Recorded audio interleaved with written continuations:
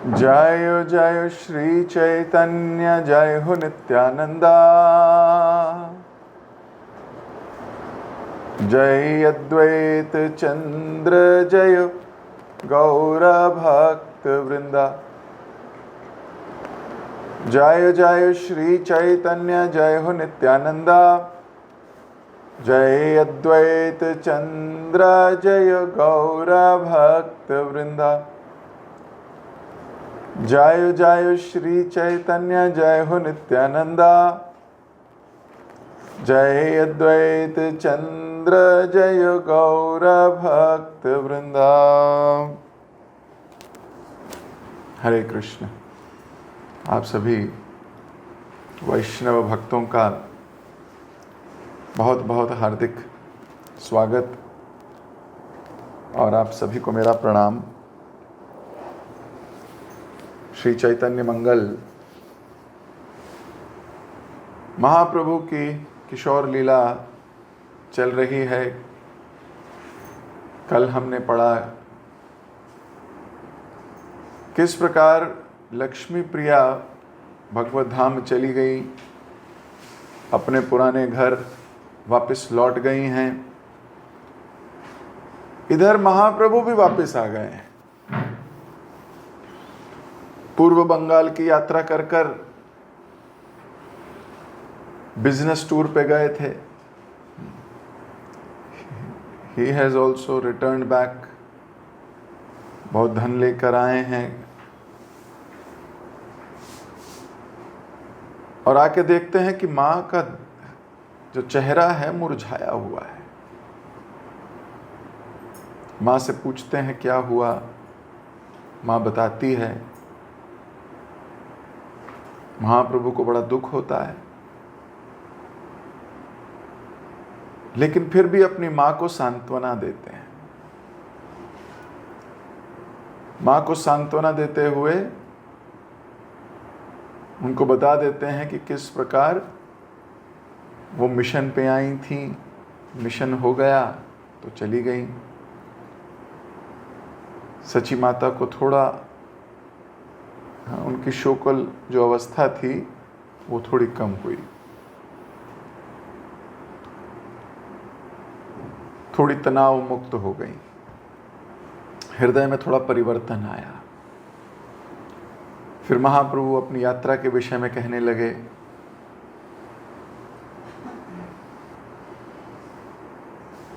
लेकिन माँ को तो बता दिया, लेकिन अपने हृदय में थोड़े विचारवान हो गए थे, छुपा लिए अपने विचारों को।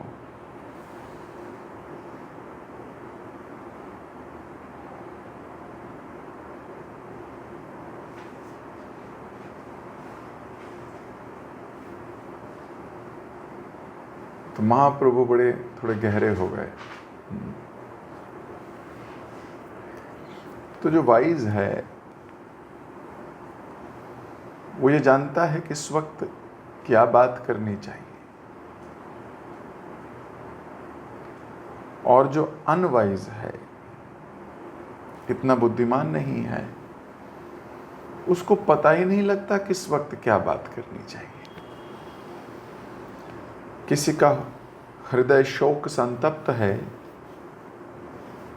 तो उसको दो चार ऐसी बातें कर देते हैं कि उसका शोक और बढ़ जाए और उसकी नेगेटिविटी और गहरी हो जाए। ऐसे लोगों को शत्रु बताया है शास्त्रों ने।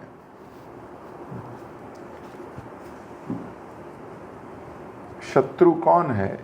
जो हमारी नेगेटिविटी को और भरता है। मंथरा कैकेयी की शुभचिंतक है, लेकिन कैकेयी को तो उसने दूध पिलाया बचपन में। कैकेयी के साथ तो पूरा टाइम रही, ध्यान रखती थी उसका खाना टाइम पे आया कि नहीं, ध्यान रखती थी उसकी ज्वेलरी ठीक से रखी है कि नहीं, उसके कपड़े तय हुए कि नहीं, उसके कपड़े धुले कि नहीं। तो इस दृष्टिकोण से तो शुभचिंतक ही हुई।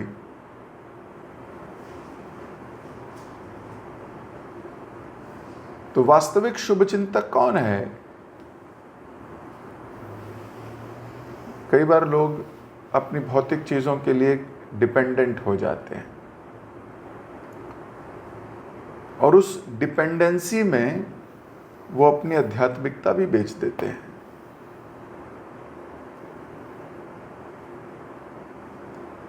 डिपेंडेंट हो जाते हैं, विचार नहीं रहता कि सही क्या है और गलत क्या है। भौतिक ग्रेटिट्यूड बहुत हाई हो जाता है।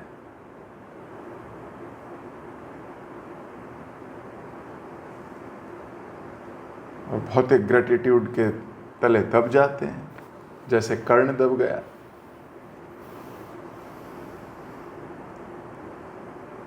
दुर्योधन ने अंग का राज्य देकर उसको क्षत्रिय समाज में ख्याति दे दी। अब वो राधे ही नहीं, अंगराज है। भगवान भी जब आके बोले कि छोड़ दो दुर्योधन को, तो ये कह रहा है मैं नहीं छोड़ सकता।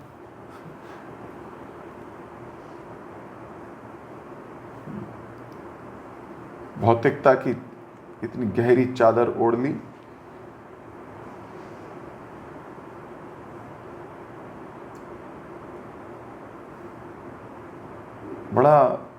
बहुत मुश्किल है इस जाल को देख पाना, क्योंकि दिखता नहीं है,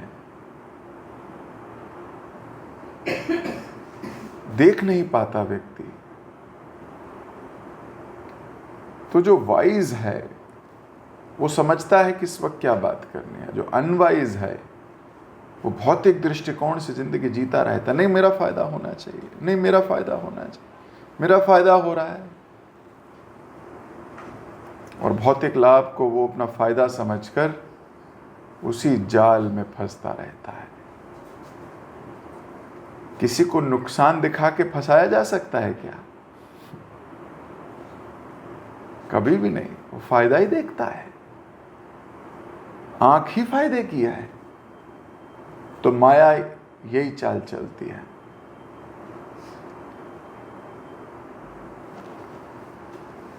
अपना फायदा देखती हुई मछली, अब मछली के पास पूरे समुद्र में कितना खाना है? अगर ये विचार करो, पूरा समुद्र है उसके पास, लेकिन वो फिशिंग रॉड पे एक छोटा सा कीड़ा लगा हुआ, वो उसके ऊपर आकर्षित हो जाती है और फंस जाती है।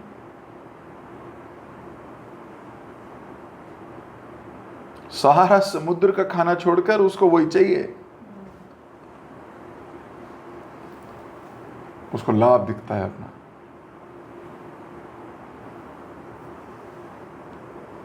हमारे जीवन में ऐसे भक्त होने चाहिए जो नेगेटिविटी से निकाल सकते हो। नहीं तो शत्रु तो बहुत हैं जो आपके पास बैठ के नेगेटिविटी को ही हवा देंगे। तेरे साथ भी, अरे ऐसा ही होता है, मेरे साथ भी, अरे उसके साथ भी, अरे ये ऐसे ही, ये ऐसे नहीं तोड़ सके हमारे माया के जाल को। महाप्रभु ने अपनी मां को बिल्कुल नेगेटिव नहीं होने दिया, हृदय परिवर्तित कर दिया उनका।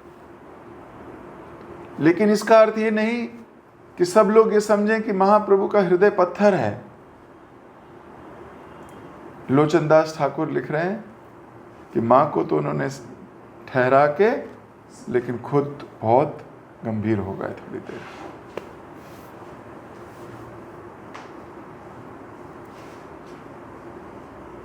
थोड़ी देर के लिए महाप्रभु बड़े गंभीर हो गए।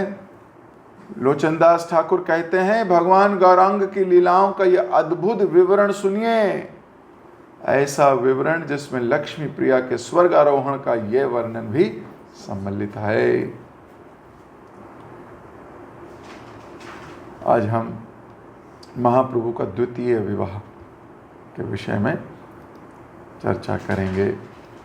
आदि खंड चल रहा है। किशोर लीला चल रही है और द्वितीय विवाह लीला। नदिया आनंद हरि उठे नाना ध्वनि रे, ओ के हो रे गौरंग जय जय जय।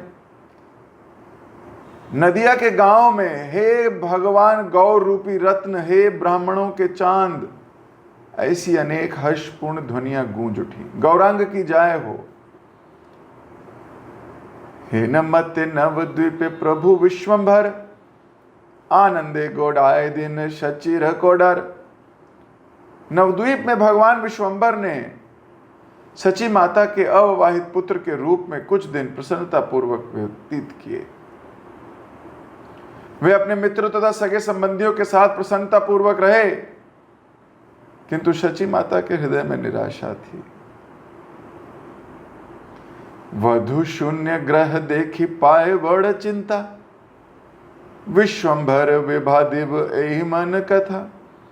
अपने घर में अपने पुत्रवधि को ना देखकर अत्यंत उदास हो गई थी।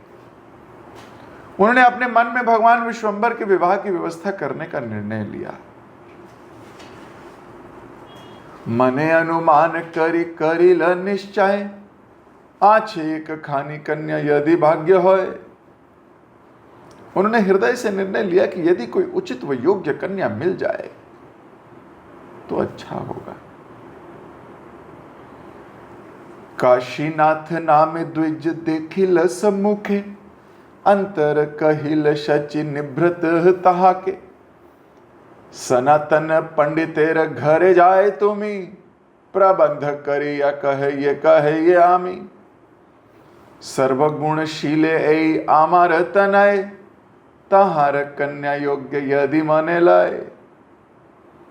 शची माता ने काशीनाथ नामक ब्राह्मण से अकेले में मिलकर अपने हृदय में उत्पन्न विचारों को प्रकट किया। उन्होंने उस ब्राह्मण से कहा, कृपया सनातन पंडित के घर जाओ और अभी मेरे द्वारा कहे गए वचनों को उससे कहो। मेरा पुत्र चरित्रवान तथा सर्वगुण संपन्न है। यदि आप अपने हृदय से इस बात के लिए सहमत हों तो वह आपकी पुत्री के लिए योग्य व अच्छा पति साबित होगा। एतक वचन शचि द्विजर कहिला, शुनि काशीनाथ द्विज सत्वर चलीला। माता शची द्वारा बोले गए वचनों को सुनते ही ब्राह्मण काशीनाथ ने शीघ्र प्रस्थान किया। महान ब्राह्मण काशीनाथ सनातन पंडित से मिलने के लिए उनके घर गए। सनातन पंडित ने कहा, आइए, अंदर आइए। उन्होंने अपने अतिथि को बैठने का स्थान दिया। उन्होंने निरंतर मुस्कुराते हुए पूछा, आपका यहां आने का क्या प्रयोजन है? काशीनाथ ने कहा, सुनिए हे पंडित, सुनिए, मैं आपको सब कुछ बतलाऊंगा, वही जो उचित है। आप समस्त शास्त्रों में पारंगत हैं। आप इस पृथ्वी पर सर्वाधिक भाग्यशाली व्यक्ति हैं। आपसे क्या छुपा है? आप किस बात से अवगत नहीं हैं? आप अत्यंत धार्मिक व्यक्ति हैं, भगवान विष्णु को समर्पित हैं। ब्राह्मण के रूप में आपने अपने कर्तव्यों को संपन्न करने में कृत संकल्प हैं। विश्वंभर की माता शची देवी ये सब जानती है। उन्होंने मुझे बुलाया तथा वह सब कुछ बतलाया जो उनके हृदय में था। पठाइला दिला मोरा तोमा बराबर, अवधान करी सुन ये कहीं उत्तर। उन्होंने मुझे यहां आपको एक संदेश देने के लिए भेजा है। कृपया ध्यान पूर्वक सुनिएगा। उनके द्वारा बोले गए वचन मैं आपके समक्ष दोहराऊंगा। ये बड़ा सीखने लायक संवाद है। जब किसी व्यक्ति से मिलने जाएं, उससे बात करनी हो, तो हमारा बात करने का सलीका तरीका क्या होना चाहिए?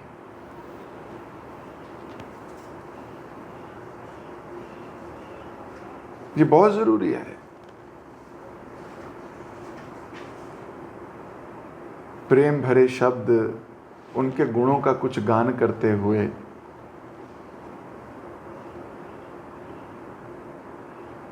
कई बार लोगों को बात करना नहीं आता। कई बार क्या, अक्सर देखा है, बात कैसे करनी है ये पता ही नहीं है। क्यों? सोशल स्किल डेवलप नहीं हो पाई। इसलिए आप देखोगे कुछ लोग अकेले में बड़े अच्छा रहते हैं, उनसे एकाएक बात करो बड़ी अच्छी बात करते हैं। सभाओं में उन्हें पता नहीं होता कैसे बात करनी है। और कई बार तो अकेले में भी पता नहीं होता कैसे बात करनी है। हमसे कई लोग मिलते हैं, बोलते हैं, 1-to-1 में भी कई बार भक्त लोग मिलके बोलते हैं, प्रभु जी हम बात नहीं कर पाते, या मेरा बच्चा बड़ा चुप रहता है। वास्तव में वो चुप नहीं रहता है, वो अपने आप से तो बात करता ही रहता है। बात अंदर चल रही होती है, प्रश्न भी अंदर होता है, जवाब भी अंदर ही होता है, पर सभा में कहने की हिम्मत नहीं होती है। ये स्किल नहीं आई, सही शब्दों का चयन करना नहीं सीखा। कई लोग बात करते हैं तो डंडा ही मारते हैं, स्वभाव ही है उनका यही है। और ऐसा नहीं कि वो हर बार गलत बात बोलते हैं, कई कई बार ठीक बात भी कहते हैं।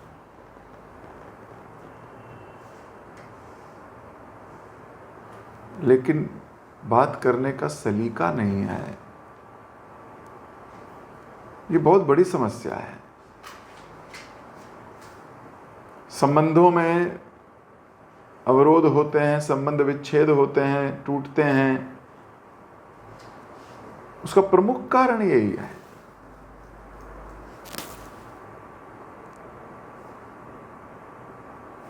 व्यक्ति उसको पता नहीं वो क्या बोले, कब बोले, कैसे कहना चाहिए।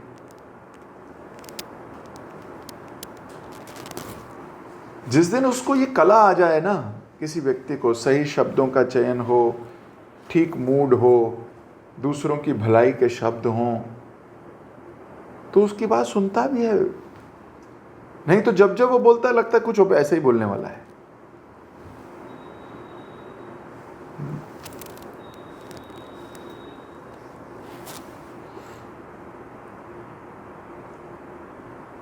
बड़ा विचार करने की बात है और प्रैक्टिस करनी पड़ती है। ऐसे भी नहीं आएगा कि एकदम से आ जाएगा। कईयों का स्वभाव बड़ा खतरनाक होता है। उनकी हेल्प भी कैसे की जाए। एक फोटो दिखाता हूं आपको, इससे आपको बहुत क्लैरिटी मिलेगी।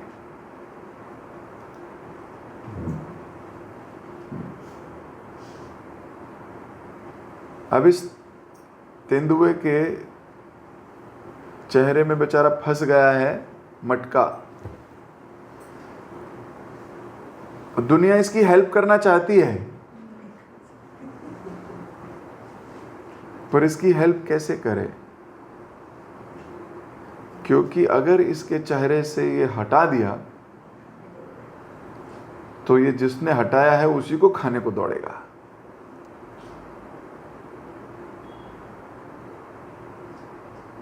This might be a big problem. स्वभाव ही ऐसा है।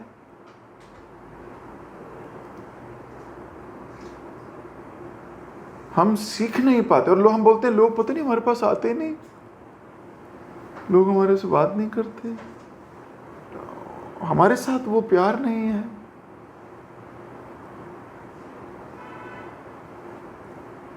हमारे शास्त्र हमें सब सिखा रहे हैं।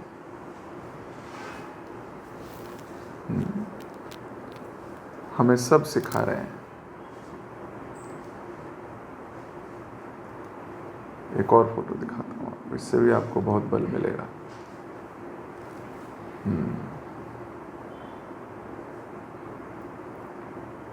Your mouth might be the problem. आप सीढ़ी के ऊपर जा ही नहीं पा रहे। क्यों नहीं जा पा रहे?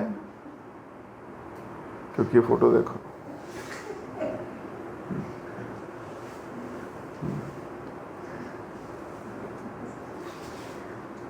क्यों? आपका जो माउथ है वो जाने ही नहीं दे रहा है इसको ऊपर।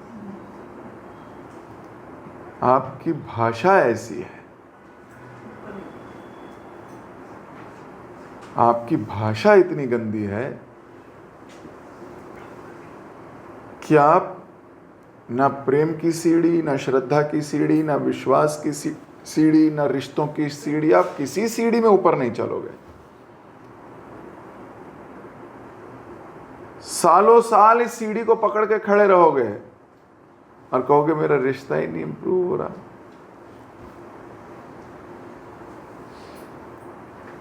हमारे शास्त्र हमें सारी चीजें बता रहे हैं। देखिए कितनी सुंदर बात की है, आके बोल रहे हैं पहले कितनी क्या बात कही है। आप समस्त शास्त्रों में पारंगत हैं, उनकी थोड़ी बड़ाई की गई है। ऐसे नहीं झूठ बोला है, ऐसा नहीं है। कई तो लोग होते हैं वो बिल्कुल बटर लगाते हैं ना, बटरिंग करते हैं, वो भी पकड़ी जाती है, अच्छा थोड़ी लगता है। आप समस्त शास्त्रों में पारंगत हैं और आप इस पृथ्वी पर सबसे भाग्यशाली व्यक्ति हैं। अब उन्हें भी नहीं पता भाग्यशाली क्यों है। अरे भाई, महाप्रभु का रिश्ता आया है, झूठ क्या है इसमें? महाप्रभु का रिश्ता जिसके घर आया हो वो भाग्यशाली नहीं होगा?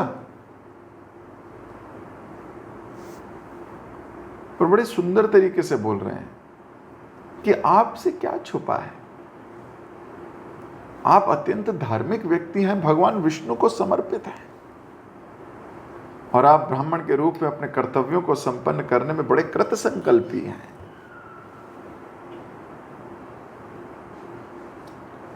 How to interact?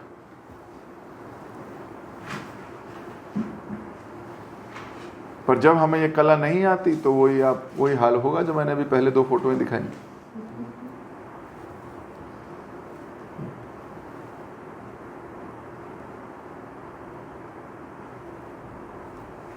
इसलिए हम पीछे रह जाते हैं।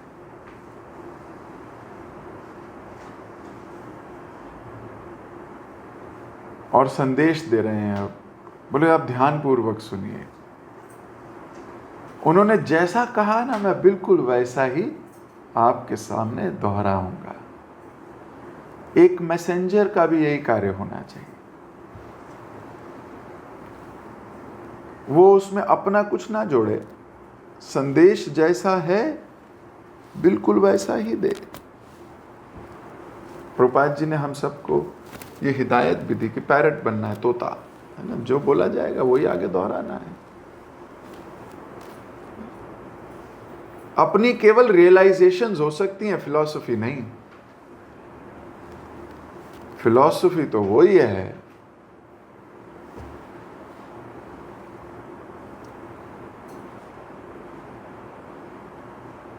तो एक मैसेंजर। एक बार प्रभुपाद जी से कई लोगों ने पूछा, प्रभुपाद जी आप जो ये नियम बता रहे हैं ना बहुत टफ है, पाश्चात्य देशों में ये 4 नियम है ना, ये 4 नियम बड़े खतरनाक हैं। No meat eating. अब यहाँ तो 100% जनता मीट ईटर है। अब मीट ईटर के देश में जाकर आप बोलो नो मीट ईटिंग, तो वो आपको कैसे स्वीकार करेंगे? अच्छा चलो मान लो स्वीकार कर भी लें, दूसरा नियम पे अटक जाएंगे, नो इंटॉक्सिकेशन। अरे यहाँ तो इंटॉक्सिकेशन को नॉर्मल पानी कहा जाता है। एक देश है उसने अपने होर्डिंग्स बनाए, उसमें लिखा सेव वाटर ड्रिंक बियर। ये तो मोटो है उनके कि पानी मत पियो, बियर पिया करो, उसमें भी पानी है। अब ऐसे देशों में जाकर आप इंटॉक्सिकेशन से उन्हें बचने का रास्ता दिखाओगे, कैसे देखेंगे? वो आपकी बात ही नहीं सुनेंगे। तुम मीट ईटर के देश में जाके आप बोलते हो नो मीट ईटिंग, दारू पीने वालों के बीच में जाके बोलते हो नो दारू, नो इंटॉक्सिकेशन, आपको सुनेगा कौन? और फिर इलिसिट रिलेशन, आप जिसको इलिसिट बोलते हो वो तो यहां का धर्म है, ये आपने इसे इलिसिट कैसे कहा? ये तो अलाउड है। विदेशों में कई ऐसी कंट्रीज हैं जहां ड्रग्स अलाउड हैं, आप रास्ते में दुकानों से खरीद सकते हो, it is allowed there, illicit sex is allowed there.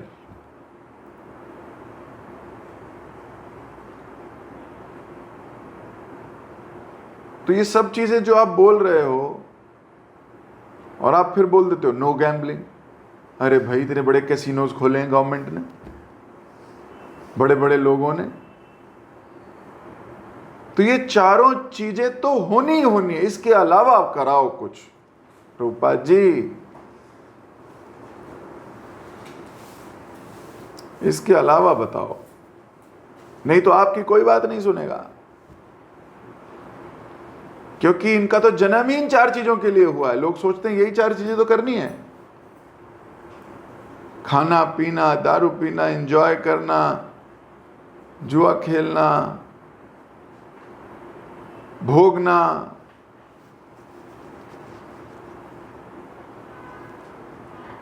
तो प्रभुपाद जी ने कहा देखो मैं यहां शिष्य बनाने नहीं आया हूं, मैं यहां पर अपने फॉलोअर्स बनाने नहीं आया हूं, मैं यहां पर शुद्ध संदेश देने आया हूं।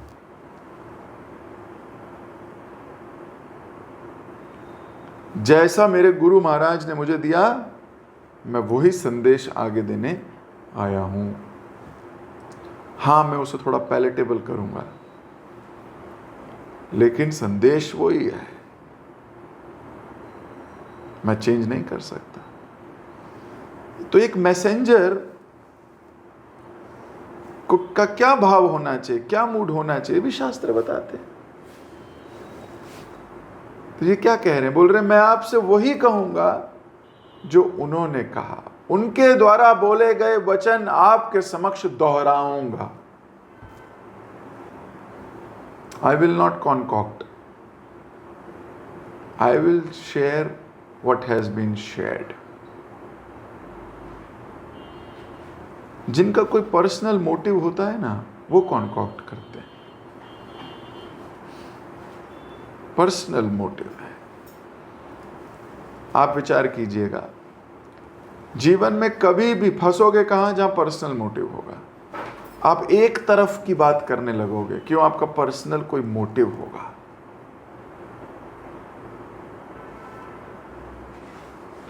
जहां पर्सनल मोटिव है, आपकी बातें उस तरफ की होंगी। बुद्धिमान जीव तो पल में परख लेता है।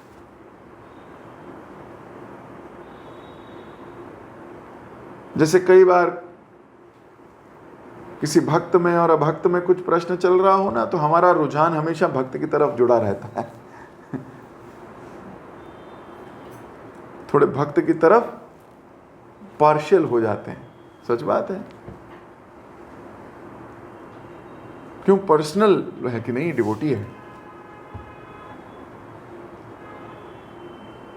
अनलेस एंड अनटिल उसने कोई घोर अनर्थ किया, नहीं तो हम जब हमारे भगवान भक्तों की तरफ झुके रहते हैं तो हम काहे नहीं झुकेंगे भाई? उनसे बड़े थोड़ी हो गए हम।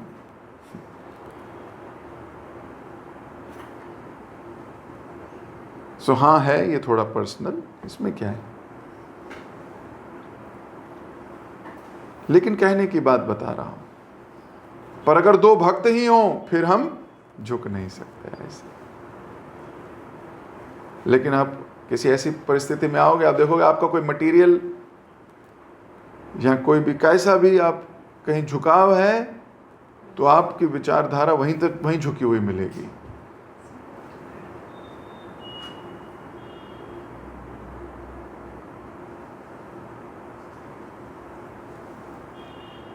सो बिल्कुल वही कहिए जो बोला गया, और बोल रहे हैं जो भी उनके हृदय में था उनके ही वचन मैं आपसे कहूंगा। और फिर ये भी कह रहे हैं कि उसके बाद पहले तो ध्यान से सुनिएगा, फिर जो आपको उचित समझे वही कीजिएगा। मैं आपको कोई इन्फ्लुएंस नहीं करने वाला, आपको उचित लगे तो कीजिएगा। Messenger is unattached.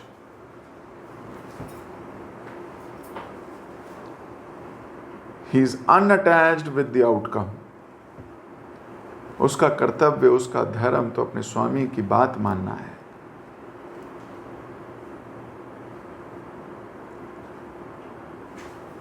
तो उसने जाके बोल दिया, जो बोल दिया वो, अब उसके बाद तो उसका कर्म है, सुनने वाले का कर्म, वो माने या ना माने।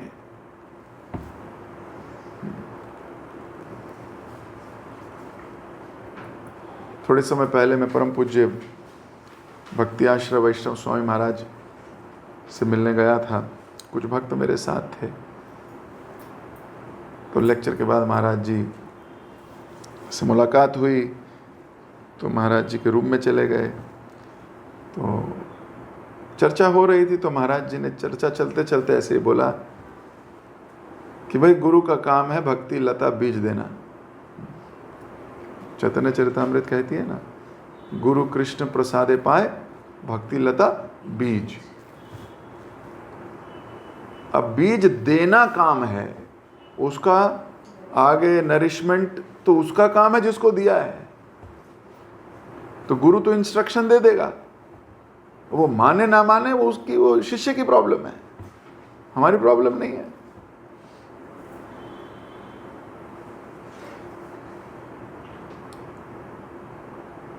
तो गुरु का कर्तव्य है बीज देना, ज्ञान देना, दे दिया। अब आगे शिष्य क्या करे उसका, ये जिम्मेदारी गुरु की नहीं है, ये जिम्मेदारी तो उस जीव की है। इसलिए आप देखते हो कि कुछ लोग बहुत संजीदगी से फॉलो करते हैं और कुछ लोग नहीं, क्योंकि ये उनके जिम्मेदारी के क्षेत्र में आता है।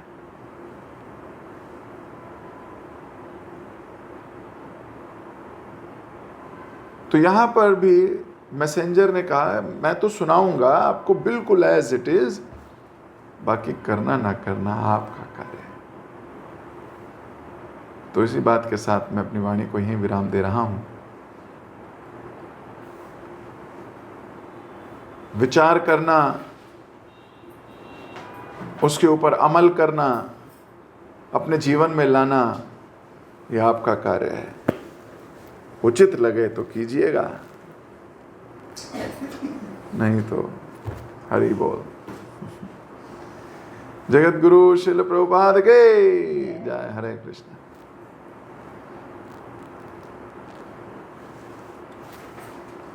हरे कृष्ण प्रभु जी, धन्यवाद, प्रणाम। थैंक यू सो मच प्रभु जी, बहुत सुंदर क्लास के लिए। आज की क्लास में आपने हमें ये बताया कि जो बुद्धिमान होते हैं उनको पता है किस टाइम क्या बात करनी चाहिए। वहीं पे जो बुद्धिमान नहीं है उनको ये चीज़ नहीं पता है कि क्या बात करनी चाहिए। तो शोक के टाइम में शोक को और बढ़ा देते हैं। कई बार वो तो मंत्रा के भी कार्य करते हैं और हमेशा अपनी फायदे की बात करते हैं। और ये जो भौतिक फायदा है यही माया, और उसमें वो फंस जाते हैं। जैसे आपने मछली का भी एग्जाम्पल बताया, समुद्र को छोड़ के आगे यहाँ फंस जाते हैं। तो हमें हमेशा किसी न किसी भक्त का संग करना चाहिए, क्योंकि भक्त को पता है किस टाइम हमें क्या करना चाहिए। और आपने हमें ये बताया कि जब किसी से हम बात करने जाएं तो कैसे बात करनी चाहिए, तरीका कैसा होना चाहिए, इसके बारे में आपने बताया। जैसे आपने इसमें बताया कि कुछ लोगों को पता ही नहीं है कि क्या बात करनी चाहिए, वो शब्द का चयन भी अच्छे से नहीं कर पाते हैं, उनका मूड भी कैसा होना चाहिए ये भी नहीं पता है। तो इसीलिए हमें प्रैक्टिस करना पड़ेगा बात करते वक्त, प्रेम से बात करना चाहिए, शब्दों का अच्छे से चयन करना चाहिए, और जब हम बात करें उसमें दूसरों के गुणगान होना चाहिए। जैसे यहाँ पे काशीनाथ कर रहे हैं, अपने को फोटो के माध्यम से भी हमें सिखाया कि कैसे करना चाहिए, और इसमें ये भी बताया कि एक संदेश भाव को जिससे ऐसे ही कार्य करना चाहिए, संदेश को आज ही चीज दूसरों को देना चाहिए। जो शुद्ध संदेश है उसमें अपना कोई तोड़ मोड़ ना करके आज ही चीज उसको देना चाहिए। उसको अपने प्रभुपाद जी की एग्जाम्पल से भी हमने बताया, और उसमें अपने ये भी बताया जीवन में हम ही फंस जाते हैं जब हमारा पर्सनल मोटिव होता है। थैंक यू सो मच प्रभु जी, बहुत सुंदर क्लास के लिए सभी को धन्यवाद इतने प्रेम पूर्वक श्रवण करने के लिए। हम प्रभु जी का धन्यवाद करेंगे। एक बार Hare Krishna Hare Krishna Krishna Krishna Hare Hare, Hare Ram Ram Ram. Thank you so much प्रभु जी। हरे कृष्ण। Recording stop.